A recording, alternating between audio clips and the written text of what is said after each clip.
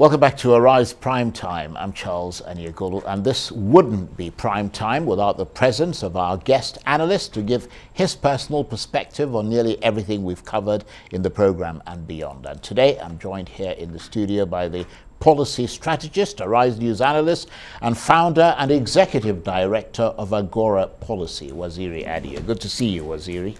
Same here. I must wanted to say good to see you, Waz, but I don't want the people to think we're sort of, it's whatever. Anyway, look, you heard Mahdi Shehu at the beginning, firebrand, interesting guy to talk to, very strong opinions, gave us an overview of the race, and his sense is that it's going to be a very polarized ballot along ethnic lines and all kinds of things. What do you make of that? Okay, let me start by saying that he said some quite interesting things. Some of them I think I would like to emphasize. And maybe along the line, he also diluted some of those things.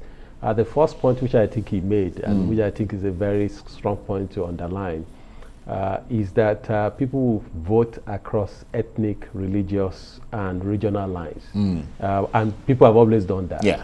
Then he came back and said they were going to vote along polarized lines. We don't give ourselves enough credit, and we don't give enough credit to the people who designed the system. The system is designed in such a way that you need to go beyond your enclave. You need to go beyond your base. You need to be able to sell yourself to people, across, and Nigerians are not that as parochial as we usually present ourselves to be. So that's the first point that I think he made, which is quite interesting. The second point, which I think he made, which is also very interesting and very, germane, is that, some of these differences, some of these identities that we construct and magnify, they're not as salient as we make them to be, especially in terms of politics. People are Christians, they are Muslims, they are Hausas, they are Igbos, they are Yorubas, they are whatever it is that they are. All those identity markers are there. But, at the end of the day, do those identities define how people vote? Not necessarily so. And when we say, power has to shift to a particular zone or region or ethnic group or a particular identity group and all of that. Also, when you say this man is representing the South or is representing the Southwest or representing the Southeast, yes, in a way, that, like you said, there's an emotional value in that. But at the end of the day, what difference does it really make? Whoever becomes the president of Nigeria will have to be the president of all Nigerians. And the fact that I'm Yoruba does not mean a Yoruba president will necessarily serve my interests or that we see eye to eye. Yes, I see what you mean. He made that point, yes. actually. Because the identities are there. We cannot wish them away. But there's a way in which politicians also become identity entrepreneurs, in which they manufacture, they magnify, they manipulate identities for their selfish reasons. So if, for example, Charles and Waziri are friends, right? And they agree on many things, they do many things together.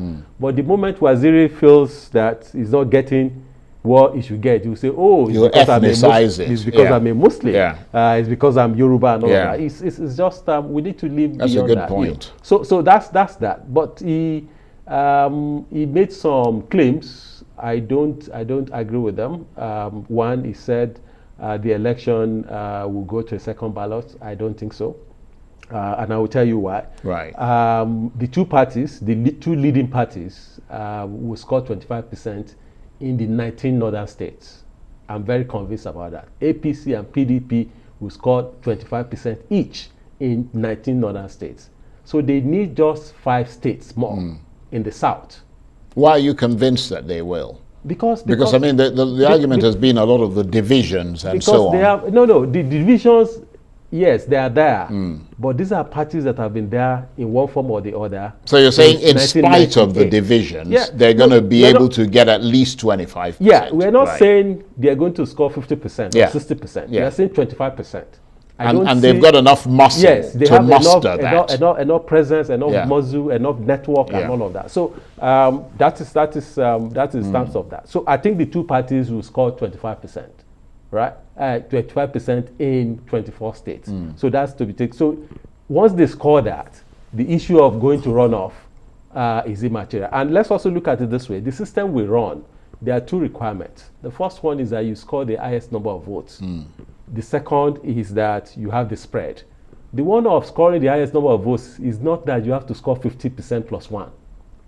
You need to just score. If there are 5 people, you need to have the highest score. You need to have the highest. So at the end of the day, you might have 20% of the valid vote cast, 30%, like we had in 1979. The party that won, the MPN, scored. The party that got the presidency scored 33% of the votes cast.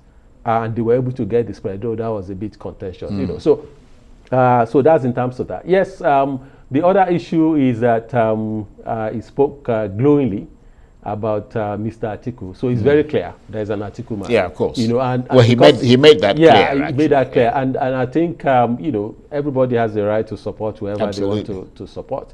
But the support also clouds, in my view, the way he looked at the other candidates. Yeah, that's a good point, because he made the point. He was quite almost vitriolic in some sense when he talked about when he talked about Bola Ahmed Tinubu, for example, and in one voice he was talking about him allegedly having a court case against him and so on, and then then turning to his own candidate was less vitriolic in that sense. No, that is fair. There's this point I want to make about his support for Atiku, which I think he has a right to, but in doing that, he minimizes the challenge that Atiku faces, right? And the assumption is almost denies that. Yes, let's look at it this way: the Southeast and the South, right, used to be the traditional stronghold of the PDP. With the emergence of Peter Obi, the Southeast is gone, and the South is wavering. Is wavering, right? Especially with the Wike factor. Yeah, with the Wike factor, the South will be a 3-way horse race, right? So if you have, two regions already that used to be like, you say, almost on lockdown, gone, and you think there is going to be a cakewalk, then there's something there, So we can talk about other regions and all of that. So, but my issue is that in trying to project his support for his candidate, he minimizes some of the issues. There are 5 governors in PDP out of 13. We know how powerful governors are, and especially for a governor of a state like Rivers, right? Because of the size of Rivers, the number of registered voters, the war chest that you can muster from Rivers, and all of that. If you have 5 governors, that are not with you, I'm not saying that is conclusively says that your candidacy is fraught, but that's a reason to worry. That's not something you want to gloss over, right? And possibly there are more than 5, So that's that. The other thing is that when you look at even the other regions, and don't forget that PDP is actually stronger in the South presently than in the North. They have 5 states from the North. What are the states? Sokoto. The last time they won Sokoto by 353 votes. So Sokoto they are hanging on to Sokoto by a thread. Benue. Anywhere you see Wike, you see Otom. Apart from that, APC has a very strong gubernatorial candidate in Benue. Benue, you don't know how Benue will go. So that is Benue. What's it called? Sokoto. Bauchi is almost like a APC state, though you have a PDP governor, right? So it's